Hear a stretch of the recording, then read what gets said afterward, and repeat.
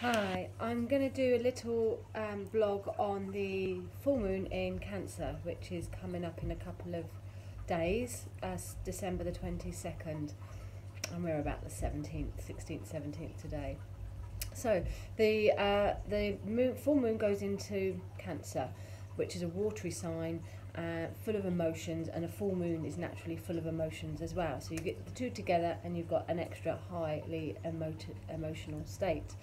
The sun is in Capricorn, so that brings a little bit of a earth element to it there. But you might feel a little bit of a conflict where the Capricorn pull is with work, success, and trying to support your work and continue building work. And then you've got the Cancer, which is all about the home and the family. And the maternal influence, so you may feel a little bit of a pull there. It's particularly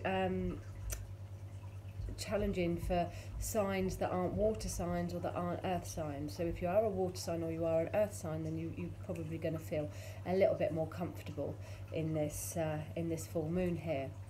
Now, with the earth and the water mix, things could be a little bit muddy, but they don't have to be, and you don't have to be stuck with that.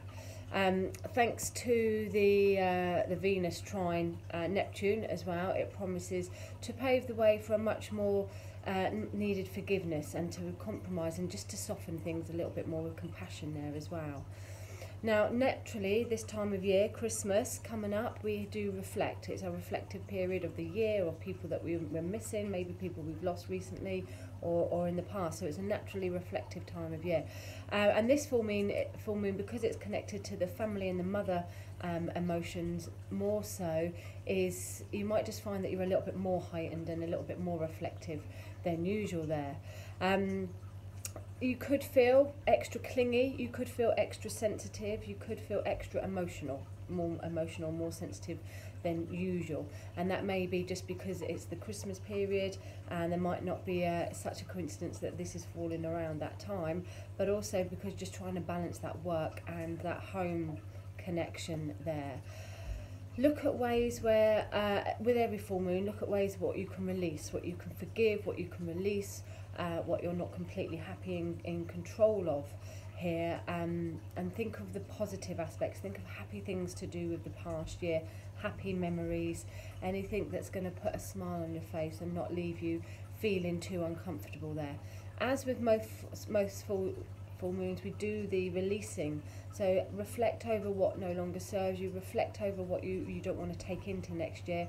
I do a little altar, and I have, so for this one particular, I will have connections to family members, particularly the ones that are no longer here on the earth plane with us.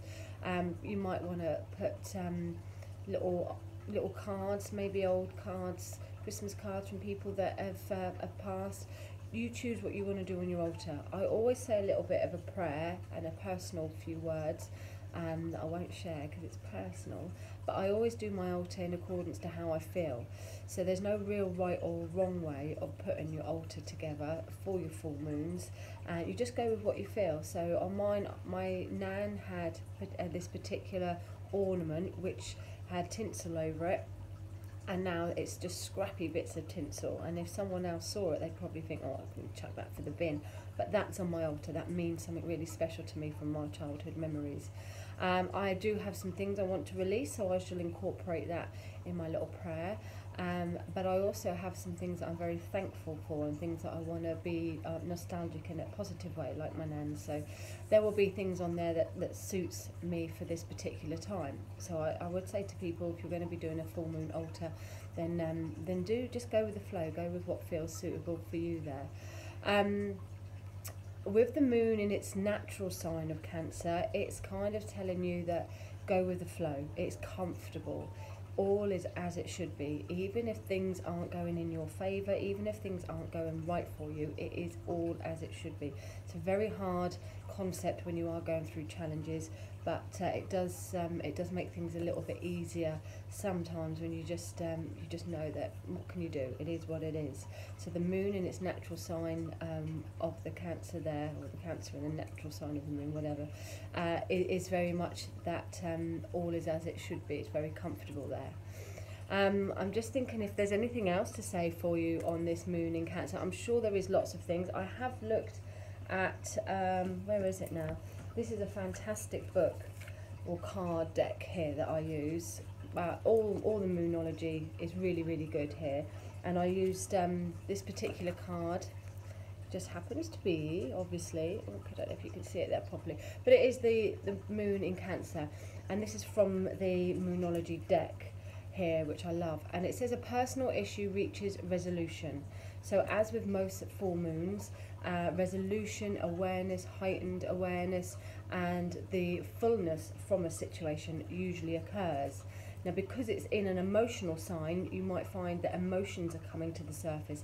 You could find that family matters are coming to the surface, family challenges, things that need dealing with. It's not a bad thing, even though it might be uncomfortable to go through. It's not a bad thing to be able to heal whatever that is, but particularly be aware of family issues and resolution to personal things going on for you. Okay, so if you want to see more, or you want to maybe read it in a little bit of an easier way, go onto my website www.katemay.uk and you will see the full moon in Cancer written up there. Otherwise, have a nice week, enjoy your full moon and release whatever no longer serves you, and enjoy your family time.